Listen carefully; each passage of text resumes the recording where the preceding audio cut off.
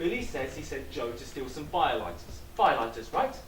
And so I asked Joe, what's this with firelighters? And he says he couldn't find any firelighters, only bags of kindling. Do you understand? And Billy says, with kindling, you don't really need firelighters. I understood that. Did you? Yes. Oh, yes, and funny. Oh, come on, let's have a drink. Is it true then? Have you got bags of kindling in our attic? You'll laugh, Babette. This morning we even measured out the fuse wire together, me and Billy. The fuse wire? Detonating fuse wire. Seriously though, everyone, please, what's going on? Seriously though, she says. Seriously though. Did you hear that? Seriously though. I'm writing you up, Babette. They have a slightly offbeat sense of humour. Some jokes travel, some don't. That's what I always say. I expect you'll be asking me for a light next.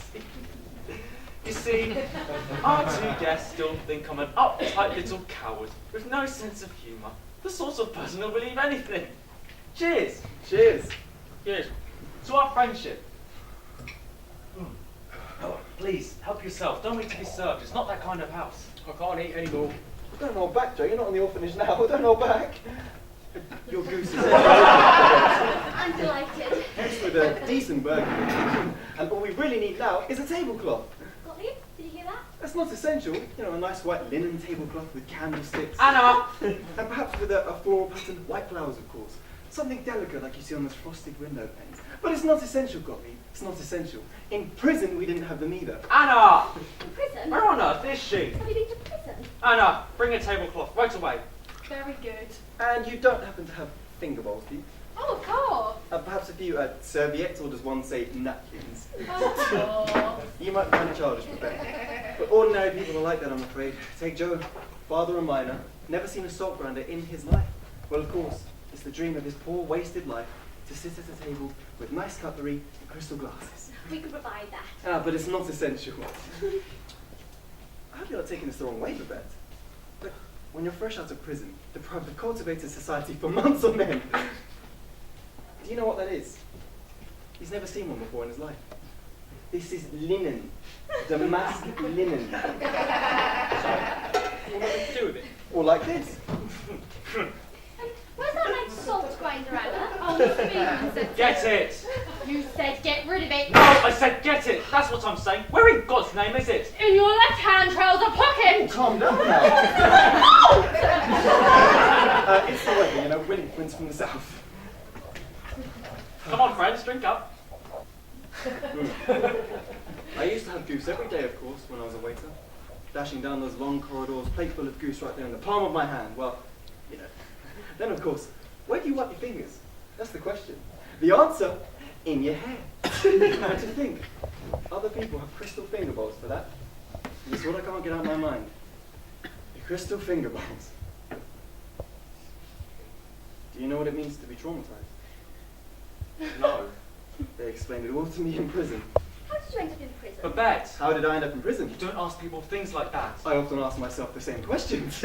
Like I said, I was a waiter, a little head waiter. And then out of the blue, they mistook this little head waiter for a big-time arsonist. Arrested me in my own home. I was so taken aback, I went along with it. I was lucky, Babette. They sent 7 extremely charming policemen. When I explained, I've got no time to talk, I've got to get to the restaurant, they told me the restaurant had been burnt down. Burnt down? Yeah, during the night, apparently. Burnt down? Fine. In that case, I have got time. The restaurant was just a pile of smouldering timbers by the time we got there. I could see it from the little barred window in the police van. And then? Cave de la Chanson. We used to have this at the restaurant. Good year, too. Anyway, there I am, fiddling with my handcuffs. And who do they bring in? But him. Cheers, Joe. Cheers. Yeah. And then? Are you the arsonist, they ask you? And they offer him a cigarette, and he says, "Excuse me, officer. Even though you think I'm an arsonist, I'm afraid I haven't got a light." He says it's urgent. So I've got guests. Who is it then, Gottlieb? It's that Doctor of Philosophy. And what are those things over there? Candlestick. Why are you hiding them away? Mr. Beedman Bring said- them over. Joe, can you imagine? They've got these beautiful candlesticks and they hide them away. Have you got any matches? Me? No. It's sad to say, we don't have any matches. Ah, but I do. Oh, let's have them then. No, allow me. Who wants them, this Doctor of Philosophy? I don't understand a word he says, madam. He's writing by the stairs. Says he can no longer be silent. Says he wants to speak to my husband in private. Yeah, he says he wishes to expose a scandal. What kind of scandal? I don't understand a word he says, Mrs. Beedman. He could say it 100 times and I still wouldn't understand. Something about wanting to dissociate. You can't beat candlelight for atmosphere, don't you agree, Babette? Yes, this is true. I'm all for atmosphere. Absolutely. Schmitz, table manners. Oh, leave him alone. He has no manners, Babette. Eats like a pig. I'm so sorry. I'm simply appalled, but how could he have table manners? From coal miner's cottage to children's home to... I know.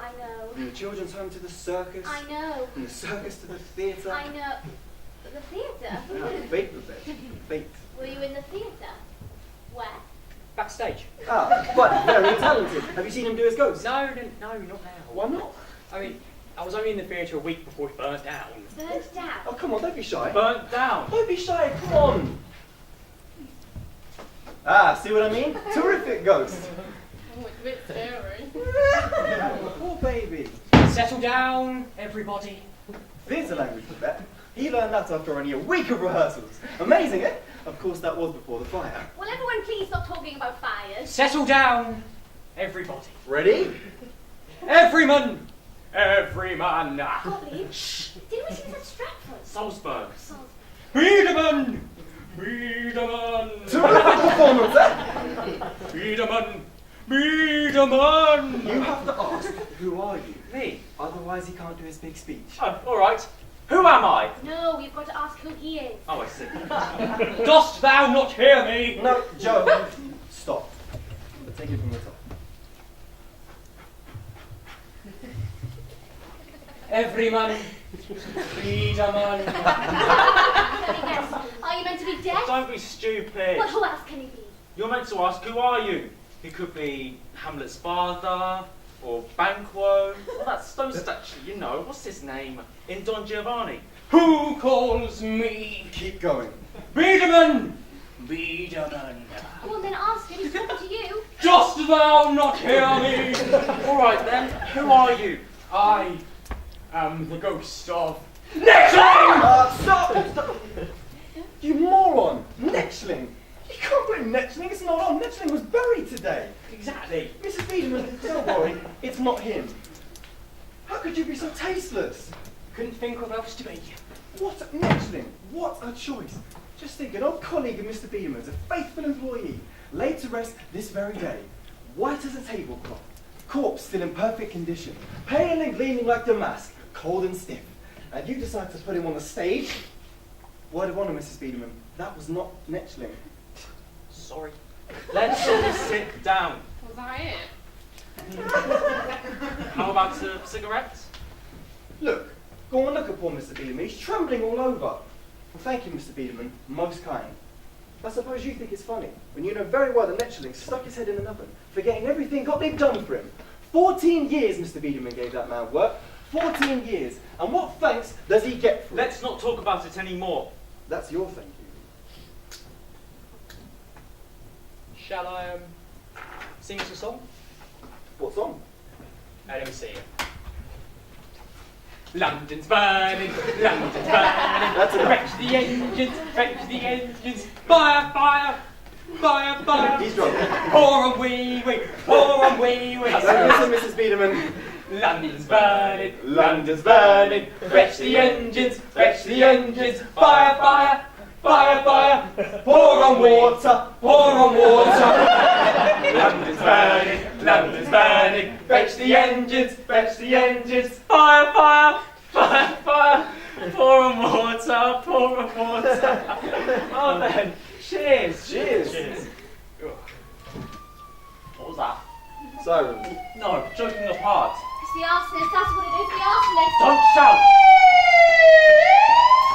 Oh, at least they're not for us. Where are they heading? Where the south wind comes from. At least they're not for us. It's our normal procedure. We set off a false alarm in some poor district on the outskirts of town, and later when things are really heating up, they find their way back has been blocked. But joking apart. Oh, but that's how we do it. Joking apart. Let's just stop the nonsense, please. There's a limit. Look at my wife. She's as white as a sheet. Not so good yourself. After all, a siren is a siren.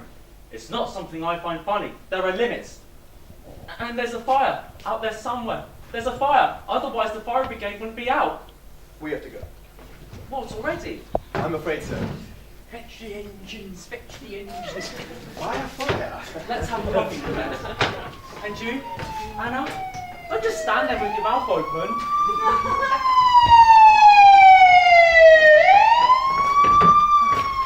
Just between us, enough is enough. My wife has a heart condition. I'd like you to stop joking about people setting fire to things. But we're not joking. We're arsonists. Now listen, and I'm very serious about this. We're very serious about this. Very serious. Why don't you believe us? Your house is in a perfect position, Mr. Beedham, and surely you realise that. You'll be one of 5 fires all in a circle around the petrol station. We can't attack them directly because they're guarded now. But with fires all round, and the south wind blowing, well... I don't believe it. Gottlieb, do you really think we're arsonists? Why not say so? It's not that I think you're arsonists, that's not true. You do me an injustice. I don't think you're arsonists. You swear? I swear you're not arsonists. Who do you think we are then? You're my friends. Where are you going now? It's time.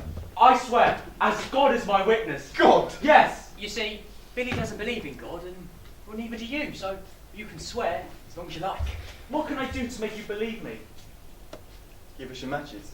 What? We're right out of matches. I meant If you don't think we're arsonists, matches. As a sign of trust. a lighter will do. He's not sure, can you see? He's not sure! Quiet! Not in front of my wife. Coffee will be ready in a moment. You're leaving. Well, my friend, it's a great pity, but, well, the main thing is, you have realised that I don't want to make any big speeches, but, well, why don't we use first names and drink a toast of friendship? Look, tell your husband he shouldn't open another bottle on our account. It's really not worth it now. Nothing's too much trouble for you, my friends. Nothing's too much trouble. Anything you like, anything at all, just say. A toast to friendship. Joe. Billy. Gottlieb. Time to go, I'm afraid. Babette. It was a delightful evening. Ah. One more thing, Gottlieb. What? I think you know. If there's anything you'd like me to do, Matches.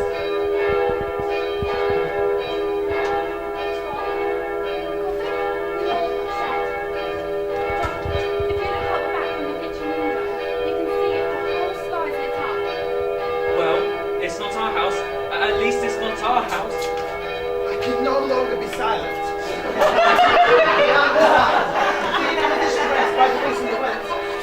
Look, if that's what you mind, you can only be regarded as criminal. I'd like to make a following statement.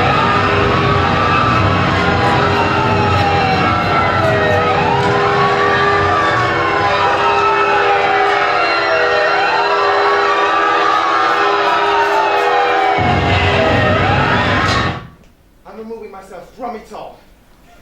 I said what I have to say. You see, Mr. Beedham, I was a do-gooder. I knew exactly what they were doing up in your attic. Every detail of it. But what I didn't know is they were doing because they liked it. Doctor! Listen, you doctor, what am I meant to do with this? Gottlieb? He's gone. What did you give them, Gottlieb? Was it matches? I saw you. Was it matches? Well, why not? You gave them matches. Yes! If they don't have matches of their own, they can't possibly be arsonists, can they? Babette. My darling Babette.